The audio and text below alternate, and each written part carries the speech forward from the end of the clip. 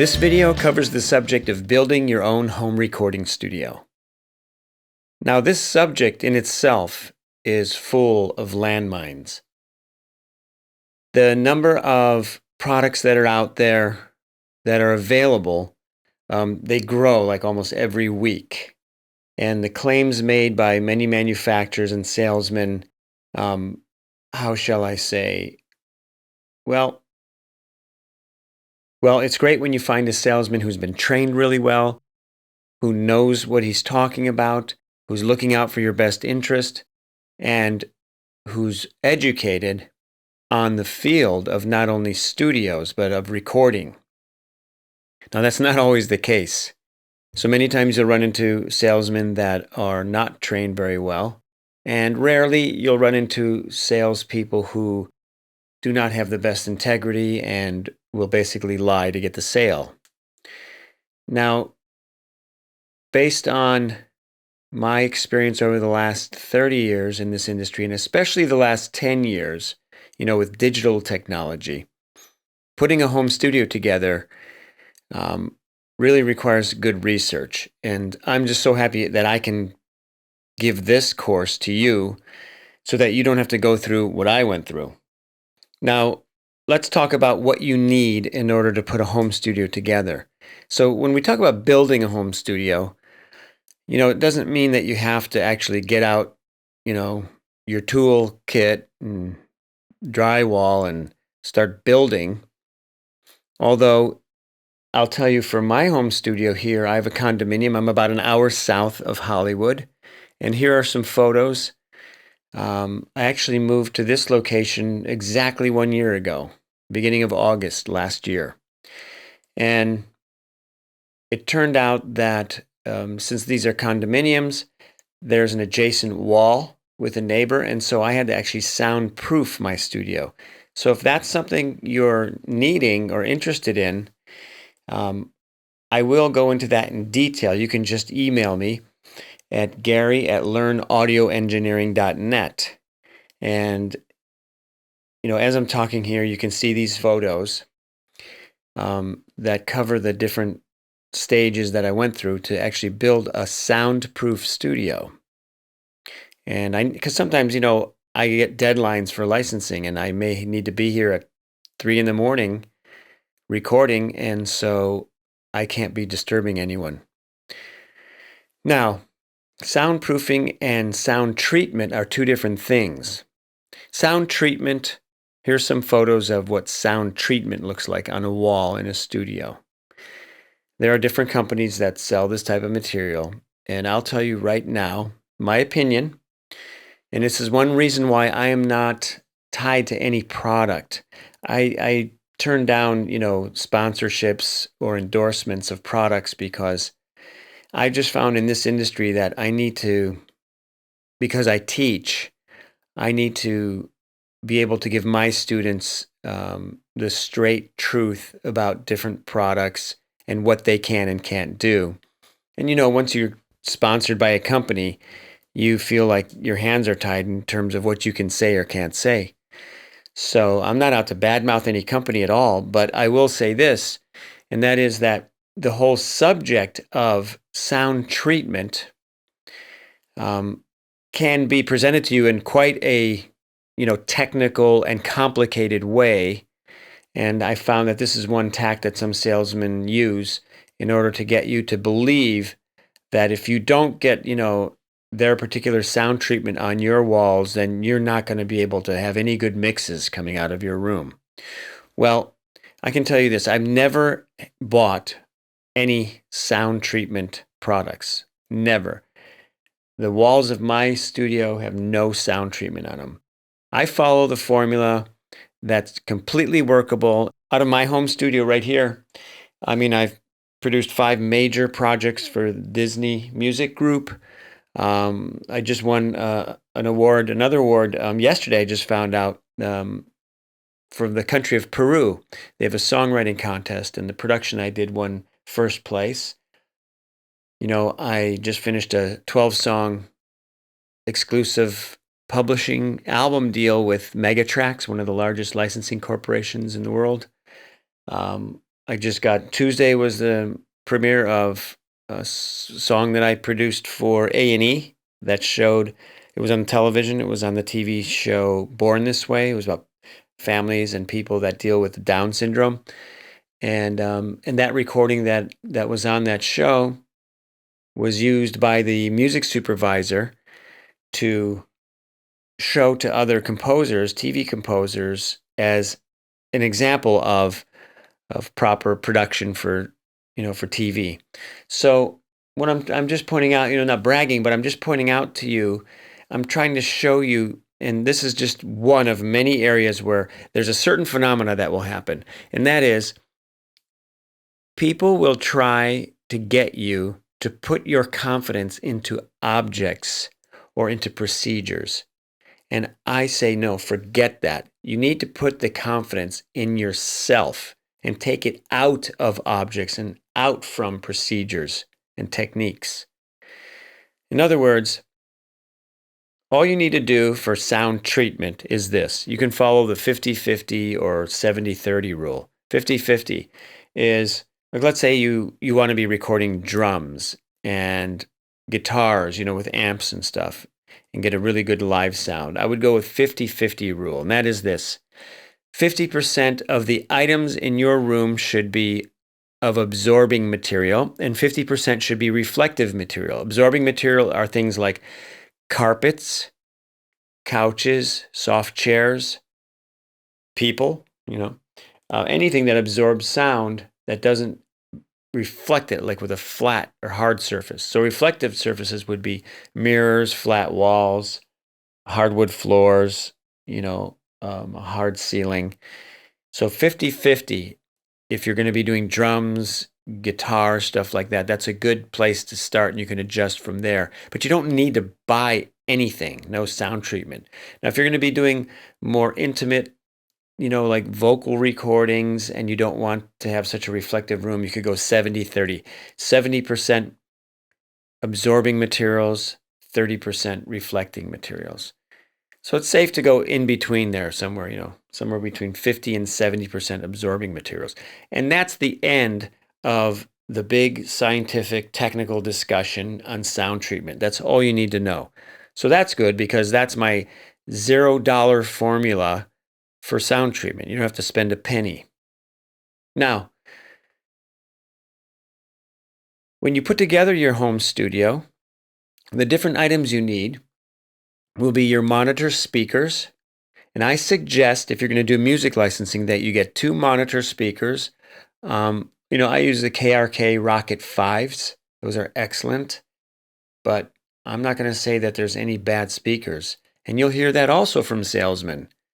They'll try to sell you their speakers because your mixes are going to sound better on their speakers. And that is absolutely false. So what is, true, and what's important is whatever speakers you get, try to get a matched pair of 2 speakers plus a subwoofer so you can hear what's going on in the low end. That's important. The next thing is to get a small set of cheap computer speakers. You want to test your mixes through that. It's actually very important. You can sometimes better hear the balance of your mix through a cheap set of small speakers than you can with your big studio speakers, because the big studio speakers, like anything, you could burp in them and it sounds fantastic.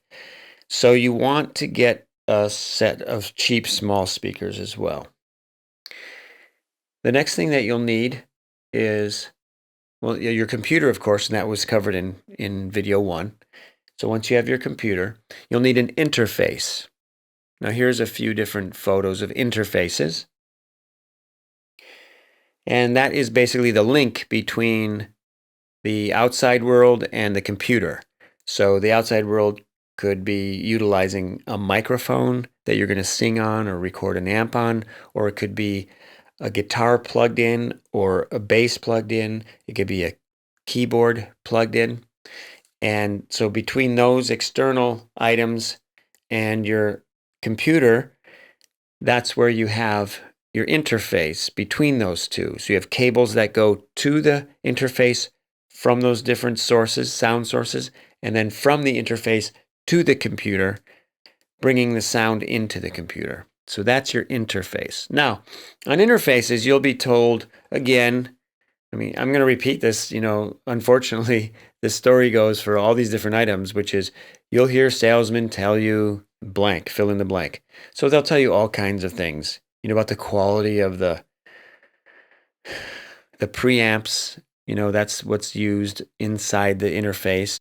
These different preamps and amps and all the different technical terms they'll use with you, just forget it. It's like, I'm going to tell you very quickly here, which will dispel these myths and, again, take the confidence out of these, in this case, interfaces. Like you've got to have this one because you read the specifications and it's just amazing and it's going to make your mixes sound amazing and your recordings sound just like, oh my God. Well, again, forget it. I, for 2 years, did research at a 13,000 square foot multi-million-dollar studio in Florida called Springs Theater Studio. And while I was there, one of the things I did was I took the cheapest interface I had, which was M-Audio Mobile Pre-USB, very cheap. And then the best interface that was actually built into the studio there, and I took a $12,000 microphone through the most expensive interface, and I took a $150 microphone through my cheapo thing and recorded a singer singing basically simultaneously through both. And the bottom line is I got both mixes to sound equally good. So this whole thing of like these world of difference with these different items, no, don't buy it. And don't even take my word for it. If you don't believe me, then do the blindfold tests and experiment. And that's what I did for 2 years on equipment like this. So, and I never want anyone to take anything, that's said, even from me, just, at face value. I encourage research, experimentation, research. And I'm just giving you the findings of my research, that's all. Okay, so you have your computer, you have your interface. Now you want to get microphones. And recently there was a mic shootout, they call it, which is basically where they test a whole bunch of mics to see what sounds best.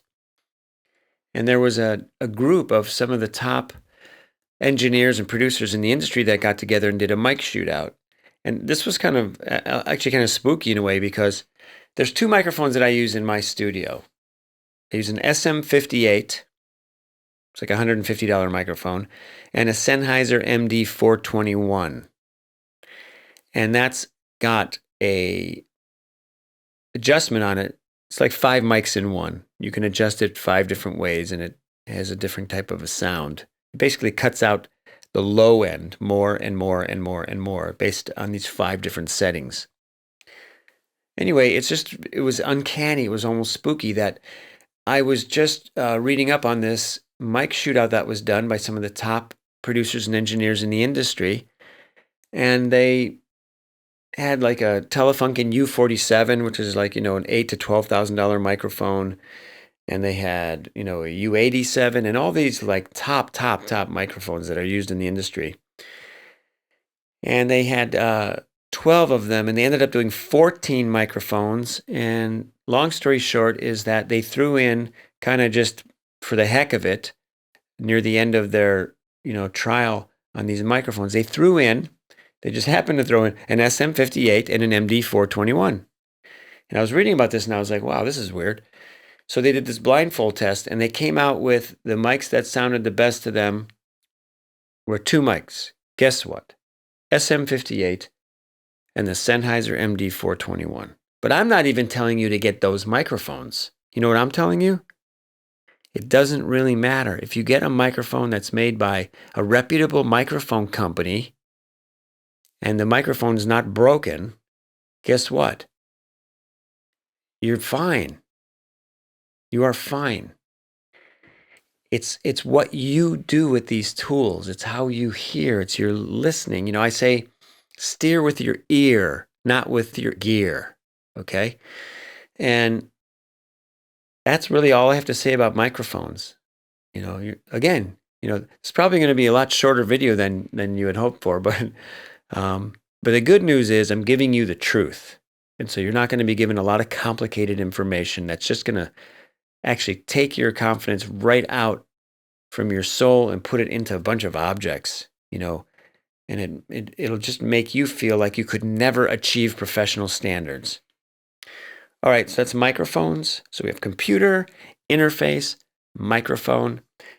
Smart to get a keyboard, even if you're not a keyboard player these days, because many of the instruments that you'll be playing are inside the computer. They're called virtual instruments, virtual studio technology. So it's like a VST instrument.